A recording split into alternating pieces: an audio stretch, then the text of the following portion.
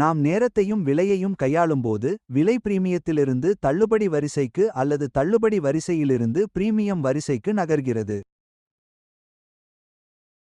Premium மற்றும் தள்ளுபடி ஆகிய இந்த இரண்டு நிலைகளுக்கு இடையில், தரவு வரம்பின் நேர காரணியை அடிப்படையாகக் கொண்டு விலை அமையும். எனவே, கடைசி 20, 40 மற்றும் 60 நாட்களின் நேரத்தையும் விலையையும் PDA மேட்ரிக்ஸின் ஒரு நிறுவன குறிப்பு புள்ளியுடன் இணைக்கிறோம்.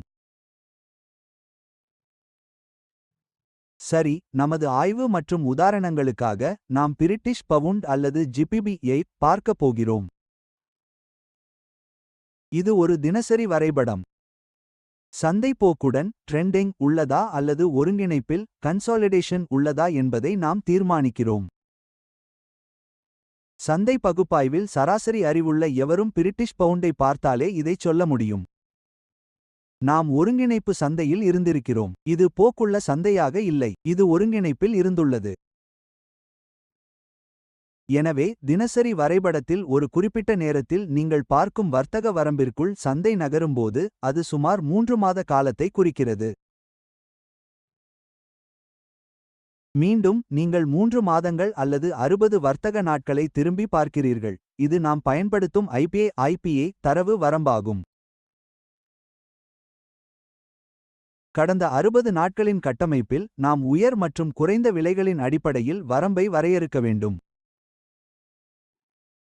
இப்போது நாம் வரம்பை அதன் மிக உயர்ந்த மற்றும் மிக குறைந்த மெழுகுவர்த்தி அமைப்பின் கேண்டல்ஸ்டிக் பாடி அடிப்படையில் வரையறுக்கிறோம். நாம் விக்ஸ் பற்றி அதிகம் கவலைப்படுவதில்லை, முதன்மையாக மெழுகுவர்த்திகளின் அமைப்பையே கவனிக்கிறோம். எனவே, மெழுகுவர்த்தி அமைப்புகளின் குறைந்த மற்றும் உயர்ந்த புள்ளிகள் இங்கே உள்ளன. அம்புகுறிகள் மூலம் அவற்றை குறித்துள்ளேன். இதுவே ஒன் ஷாட் ஒன் கில் தொடர்பான அனைத்து ஆய்வுக்கும் நமது வரம்பாக இருக்கும். சரி. இப்போது இந்த வரம்பிற்குள் சந்தையை பார்க்க வேண்டும், அதற்கு அனைத்து தளங்களிலும் உள்ள ஒரு கருவியை பயன்படுத்தலாம். அதுதான் ஃபிபனாச்சி. எனவே, வரம்பின் 50% தீர்மானிக்க நமது பிப் கருவியை பயன்படுத்தி அந்த மையப்புள்ளியை குறித்துக் கொள்வோம். நான் பிப் கருவியை மிக உயர்ந்த உடல் கொண்ட மெழுகுவர்த்தியிலிருந்து மிக குறைந்த உடல் கொண்ட மெழுகுவர்த்தி வரை இழுக்கிறேன். வேறு வார்த்தைகளில் கூறுவதானால், நான் குறைந்த மற்றும் உயர் புள்ளிகளை பயன்படுத்தவில்லை. நான் மிக உயர்ந்த உடல் அமைப்பையே தேடுகிறேன். அடுத்து, மேல் மற்றும் கீழ் வரம்புகளின் 50% நிலைகளை நாம் தீர்மானிக்க வேண்டும். 50 விழுக்காடு நிலைக்கு மேலே உள்ள அனைத்தும் விற்பனை வாய்ப்புகளை தேடும் இடமாகும். லாங் பொசிஷன்களில் லாபத்தை எடுப்பதன் மூலமோ அல்லது ஷார்ட் பொசிஷன்களை எடுப்பதன் மூலமோ இதைச் செய்யலாம். கீழ்ப்பகுதியில் உள்ளவை நாங்கள் லாங் பொசிஷன்களை எடுக்க அல்லது ஷார்ட் பொசிஷன்களை முடிக்க தேடுகிறோம். அடுத்து, ஒவ்வொரு புதிய வரம்பிலும் PD அரேக்களை நாங்கள் அடையாளம் காண்கிறோம். இப்போது நான் உங்கள் நேரத்தை மிச்சப்படுத்தி, மாதாந்திர, வாராந்திர மற்றும் தினசரி அடிப்படையில் அனைத்தையும் பயன்படுத்துகிறேன். சரி. இப்போது நீங்கள் பிரீமியம் மற்றும் டிஸ்கவுண்ட் வடிவிலான தரவு வரம்புகள் அனைத்தும் வரைபடத்தில் பயன்படுத்தப்பட்டிருப்பதை காணலாம். ஒவ்வொரு பிரீமியம் மற்றும் டிஸ்கவுண்ட் அரேவும் ஒட்டுமொத்த PD அரே மேட்ரிக்ஸில் அமைப்புகளை வழங்குகிறது. எனவே, நாங்கள் வாங்குவதற்கும் விற்பதற்கும் ஒரு அமைப்பை உருவாக்க நேரம் மற்றும் விலை ஆகிய கூறுகளின் கலவையை தேடுகிறோம். ஷார்ட்களுக்கான அதிக நிகழ்தகவு வர்த்தகங்கள் எந்தவொரு PD அரேவையும் தேடுவதன் மூலம் அமையும் என்பதை நாங்கள் புரிந்துகொள்கிறோம். இந்த ஒருங்கிணைப்பின் பிரீமியம் வரம்பில். எனவே, 50 விழுக்காடு நிலையின் மையப்பகுதிக்கு மேலே அல்லது இங்கே உள்ள சாம்பல் நிற நிலைக்கு மேலே உள்ள அனைத்தும் சிறந்த விற்பனை வாய்ப்புகளாக இருக்கும். இது பிரீமியம் சந்தைக்கான PD அரேவுடன் இணைக்கப்பட்டால், நாங்கள் நேரம் மற்றும் விலை இரண்டையும் இணைக்கிறோம். விலையானது மொத்த ஒருங்கிணைப்பின் 50 விழுக்காடு நிலைக்கு அல்லது ஒருங்கிணைப்பின் மையப்பகுதி அல்லது 50 விழுக்காடு நிலைக்கு கீழே உள்ள எந்தவொரு நிலைக்கும் குறையும்போது, அந்த நகர்வு பிற்கால டிஸ்கவுண்ட் PDE உடன் தொடர்புடையதாக இருக்குமா என்று பார்ப்போம். இதற்கு ஒரு உதாரணம், பிரீமியம் நிலையில் உள்ள ஃபேர் வேல்யூ கேப் மற்றும் பேரிஷ் ஆர்டர் பிளாக் ஆகும்.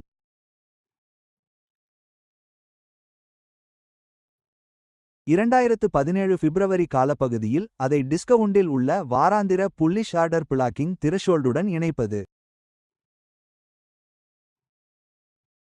2017 மார்ச் மாதத்தில் இங்கே நீங்கள் பார்ப்பது போல கீழ்ப்பகுதியையும் சமமான பாதிகளாக பிரிக்கலாம். அதை பிரீமியம் மற்றும் டிஸ்கவுண்ட் வடிவத்தில் பார்க்கலாம்.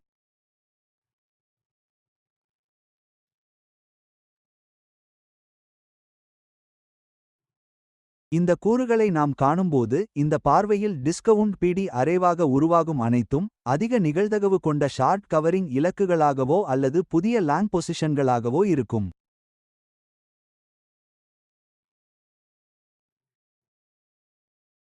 லாங்கில் முதல் லாபத்தை எடுப்பது அது இந்த பிடிஇ அரேவின் பிரீமியம் வரம்பிற்குள் நுழைந்தவுடன் சிறப்பாக இருக்கும்.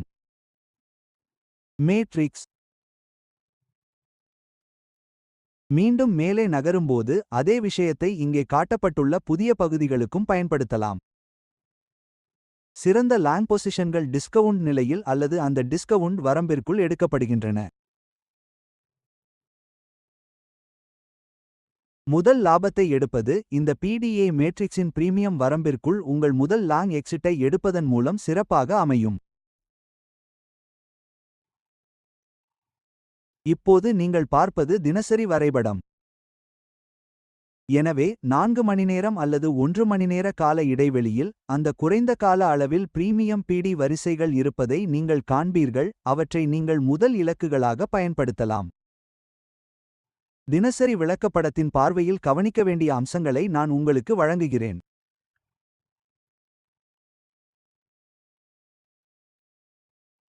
மேலும் இறுதியில் இதை இந்த பகுதிக்கும் நாம் பயன்படுத்தலாம். ஒவ்வொரு பாதியும் மேலும் புதிய பாதிகளாக பிரிக்கப்படுகின்றன. ஆனால் பிரீமியம் மற்றும் டிஸ்கவுண்டை வரையறுக்கும் அல்காரிதமிக் முறையில் நாம் இதை பார்க்கிறோம். எனவே சந்தைகள் இதுபோன்ற டிஸ்கவுண்ட்களை உருவாக்கும்போது இங்கே காட்டப்பட்டுள்ள இந்த டிஸ்கவுண்ட் வரம்பில் அவை அதிக நிகழ்தகவு கொண்ட லாங் நிலைகளாகும். மேலும் இங்கே வரையறுக்கப்பட்டுள்ள 4 மணிநேரம் அல்லது 1 மணிநேர பிரீமியம் பிடி வரிசையாகும். இதை நீங்கள் தினசரி விளக்கப்படத்தில் பார்க்க முடியாது. ஆனால் டிஸ்கவுண்ட் பகுதியில் வாங்குவதன் மூலம் நீங்கள் எடுத்த லாங் நிலைகளின் முதல் லாபத்தை எடுக்க 4 மணிநேரம் மற்றும் 1 மணிநேரம் போன்ற குறைந்த கால இடைவெளிக்கு நீங்கள் செல்ல வேண்டும். இப்போது நாம் மொத்த ஒருங்கிணைப்பு வரம்பின் நடுப்பகுதிக்கு மேலே இருக்கிறோம்.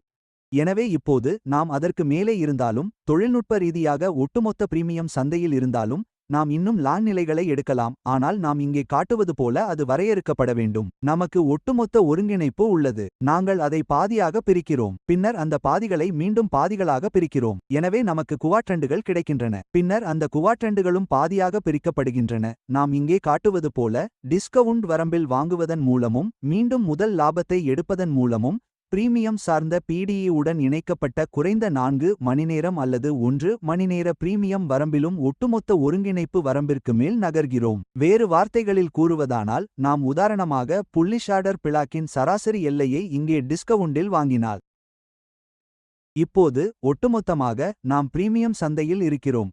ஆனால் இது இன்னும் ஒரு சாத்தியமான லாங் நுழைவுதான், ஏனெனில் நாம் அந்த பெரிய பிரீமியம் வரம்பின் கீழ் பகுதியில் இருக்கிறோம்.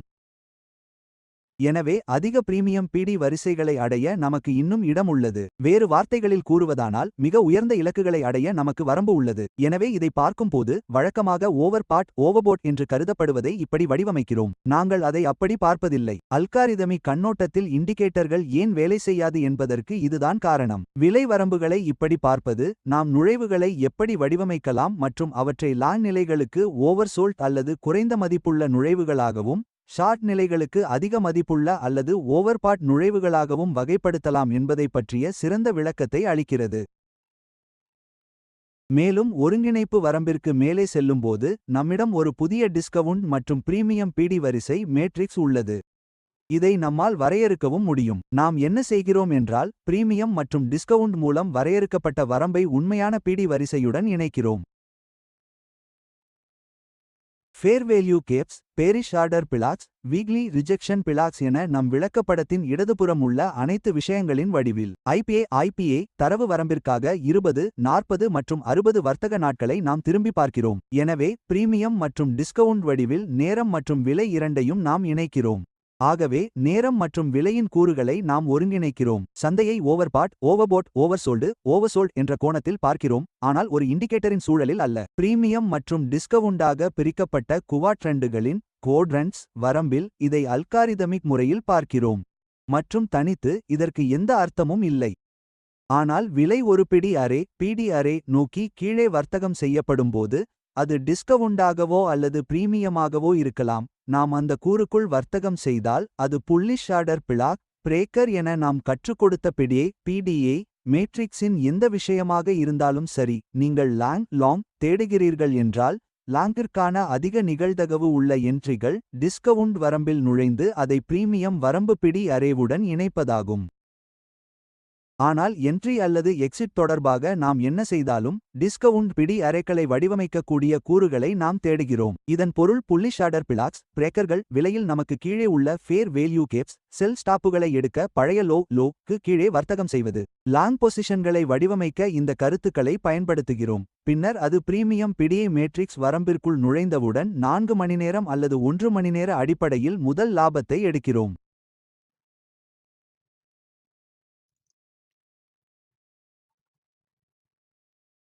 இறுதியாக பெரிய கன்சாலிடேஷனின் உச்சியில் வாங்குபவராக இருப்பதற்கான வாய்ப்பு இன்னும் இருப்பதை நாம் காணலாம். ஆனால் நிகழ்தகவுகளின் அடிப்படையில் அந்த வாய்ப்புகள் மிக வேகமாக குறைகின்றன. இப்போது நீங்கள் பிரீமியம் அரே பகுதியை பார்க்கலாம், அதாவது பிடிஏ மேட்ரிக்ஸிற்கு. பேரிஷ் ஆர்டர் பிளாக்ஸ் பழைய ஹாய்ஸ் பேரிஷ் பிரேக்கர்கள் பேரிஷ் மிட்டிகேஷன் பிளாக்ஸ் இந்த அனைத்து கருத்துக்களும் விலை நடவடிக்கையின் அடிப்படையில் அதிக தாக்கத்தை ஏற்படுத்தும். மேலும் அந்த பக்கத்தில் நீங்கள் மிகவும் ஆற்றல்மிக்க விலை நடவடிக்கையை காண்பீர்கள். இதை நீங்கள் வீக்லி ரிஜெக்ஷன் பிளாக் வடிவில் பார்க்கலாம். 2017 மார்ச் மாதத்தில் விலைகள் வர்த்தகம் செய்யப்பட்டன. ஃபேர் வேல்யூ கேப் மற்றும் பேரிஷ் ஆர்டர் பிளாக்கிலிருந்து மீண்டும் விலகிச் செல்வதையும் நாம் கண்டோம். மேலும் இது ஒட்டுமொத்த கன்சாலிடேஷனின் மேல் பகுதியில் நாம் இருப்பதாலும் பிரீமியம் சந்தை அல்லது பிரீமியம் பிடிஏ மேட்ரிக்ஸின் கடைசி சிறிய பகுதி வரை நாம் சென்றடைந்ததாலும் இது முக்கியமாக சார்ந்துள்ளது. பிரீமியம் என்று குறிக்கப்பட்ட நிழலிடப்பட்ட பகுதி இந்த கன்சாலிடேஷனில் விலையின் மிக உயர்ந்த பகுதி அல்லது கடைசி சிறிய பகுதியாகும். எனவே விலை எப்போது அந்த நிலையை அடைகிறதோ அது ஒரு பேரிஷ் பிடிஏ பெரிஷ் பிடிஏ அல்லது பிரீமியம் பிடிஏ வை அடையும் போது விலையில் மிகுந்த தாக்கத்தை ஏற்படுத்தும். வாராந்திர ரிஜெக்ஷன் பிளாக்கில் வீக்லி ரிஜெக்ஷன் பிளாக் இது நடப்பதை நாம் பார்க்கிறோம். இது பிப்ரவரியில் உருவான ஒரு பழைய உச்சத்தையும் உடைத்தது. விலை ஏன் வலுவான சரிவை சந்தித்தது என்பதை அறிய பல உதாரணங்கள் அங்கு உள்ளன. இங்கே குறிப்பிடப்பட்டுள்ள பிரீமியம் மற்றும் டிஸ்கவுண்ட் நிலைகளை பிரிக்கும் அந்த கடைசி மையப்புள்ளியும் முக்கியமானது. ஒரு மிகப்பெரிய விற்பனை சரிவு ஏற்பட்டது, அது மீண்டும் தினசரி bullish order black daily bullish order black சராசரி வரம்பிற்கு கீழே சென்றது. பின்னர் நமது அன்றாட சந்திப்புகள் மற்றும் வரைபடங்களில் நாம் எதிர்பார்த்த 100 பிப் நகர்வு நடந்தது. அதன் எதிர்வினையை நீங்கள் பார்க்கலாம். அது மீண்டும் தினசரி பேரிஷ் ஆர்டர் பிளாக்கிற்கு உயர்ந்து பிரீமியம் 50 விழுக்காடு மட்டத்துடன் இணைகிறது. எனவே நீங்கள் கருத்தியல் ரீதியாக பார்க்க வேண்டிய பல விஷயங்கள் உள்ளன. அதை உங்கள் சொந்த நேரத்தில் நீங்கள் செய்ய வேண்டும். நான் மீண்டும் பல உதாரணங்களை கொடுக்க முடியும். ஆனால் நான் உங்களுக்கு வழங்கிய இந்த ஒரு பாடத்தை நீங்கள் உங்கள் வரைபடங்களை பகுப்பாய்வு செய்து சொந்தமாக பயின்றால் போதும். ஆம், இது உங்கள் உழைப்பை கோரும் பகுதி. இதற்கு படிப்பதற்கான நேரம் தேவை. நீங்கள் வரைபடங்களில் இதை கண்டறிய ஆர்வம் காட்ட வேண்டும். ஏனெனில் நாம் பிரிந்த பிறகு நான் அங்கு இருக்க மாட்டேன். இந்த விஷயங்களை நீங்கள் சொந்தமாக செய்ய வேண்டும். இந்த வாய்ப்புகளை நீங்கள் சுயமாக கண்டறிய வேண்டும். இந்த அம்சத்தைக் கொண்டு நாம் ஒரு பிடிஏ விலிருந்து மற்றொரு பிடிஏ விற்கும் டிஸ்கவுண்டிலிருந்து பிரீமியத்திற்கும் குறைவான எதிர்ப்பு திறன் கொண்ட பணப்புழக்கத்தை தேடுகிறோம். இதை கடந்த 3 மாத காலத்துடன் இணைத்து பார்க்கிறோம். ஏனெனில் ஒன் ஷாட் ஒன் கில் முறை கடந்த 3 மாத வர்த்தகத்தில் சிறப்பாகச் செயல்படுகிறது. சிறந்த உலகச் சூழலில் சிறந்த கொள்முதல் என்பது ஒட்டுமொத்த ஒருங்கிணைப்பின் கீழ் பாதியில் அல்லது கீழ்ப்பகுதியில் இருக்கும். வேறு வார்த்தைகளில் சொன்னால் டிஸ்கவுண்ட் மேட்ரிக்ஸ்.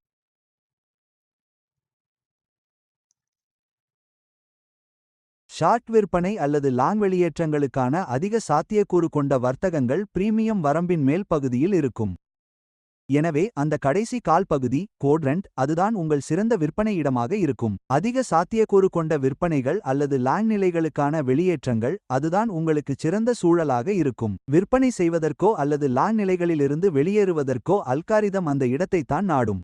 இங்குள்ள எந்தவொரு லாங் நிலையையும் மீண்டும் ஒருமுறை எச்சரிக்கையுடன் அணுக வேண்டும். நீங்கள் இருக்கும் ஒட்டுமொத்த வரம்பை நீங்கள் அறிந்திருக்க வேண்டும். ஏனெனில் அது ஒரு டவுன் கேண்டிலை நோக்கி நகர்வதை பார்த்தவுடன் மட்டும் முடிவெடுக்கக்கூடாது. அதற்கு மேல் நோக்கிச் செல்ல இடம் உள்ளது என்பதை நீங்கள் புரிந்து கொள்ள வேண்டும். இந்தச் சூழலில் தினசரி புள்ளி ஷேடர் பிளாக் சராசரி எல்லையை வைத்து பார்க்கும்போது அந்த 100 பிப்பேற்றம் ஒரு பிடியை டிஸ்கவுண்ட் புள்ளி ஷேடர் பிளாக்கின் விளைவாக அமைந்தது. ஆனால் அது தினசரி பேரிஷ் ஆர்டர் பிளாக் வரை உயர்கிறது. பிரீமியம் எல்லைக்குள் நுழைந்தவுடன் அது அந்த பேரிஷ் ஆர்டர் பிளாக்கை நோக்கி வர்த்தகமாகிறது. அதுவும் நமக்கு அதிக வாய்ப்புள்ள இலக்கை தருகிறது. இறுதியாக இடையில் உள்ள வரம்பை பார்க்கும்போது அங்குதான் நீங்கள் அதிக குழப்பத்தை சந்திக்க வாய்ப்புள்ளது. ஏனென்றால் நீங்கள் வரம்பை தவறாக பார்த்தால் ஏற்கனவே ஒரு வரம்பை வரையறுத்து பிடியை பார்க்கும்போது ஏற்கனவே வர்த்தகம் செய்யப்பட்ட பிரீமியம் மற்றும் டிஸ்கவுண்ட் அளவுகளை பார்க்கிறீர்கள். சொல்லப்போனால் டிஸ்கவுண்ட் சந்தையில் ஒரு கீழ்நோக்கிய கேண்டிலை நீங்கள் பார்த்தால் அது பொதுவாக புள்ளி ஷேடர் பிளாக்காக இருக்கலாம். ஆனால் அது ஏற்கனவே வர்த்தகம் செய்யப்பட்டிருந்தால் அது அதிக வாய்ப்புள்ள புள்ளி ஷேடர் பிளாக்காக இருப்பதற்கான சாத்தியம் குறைந்துவிடுகிறது, ஏனெனில் அது ஏற்கனவே பயன்படுத்தப்பட்டுவிட்டது. நாங்கள் இதுவரை வர்த்தகம் செய்யப்படாத புதிய பிடி ஏரே வைட் டிஸ்கவுண்ட் அல்லது பிரீமியம் சந்தையில் பயன்படுத்த விரும்புகிறோம், ஏனெனில் விலை ஏற்கனவே அங்கு சென்றதை அல்காரிதம் அறியும். எனவே அது புதிய பணப்புழக்கத்தை தேடி வங்கிகள் உயர்வில் பங்கெடுக்க வழிவகுக்கும் வகையில் விரிவடையும்.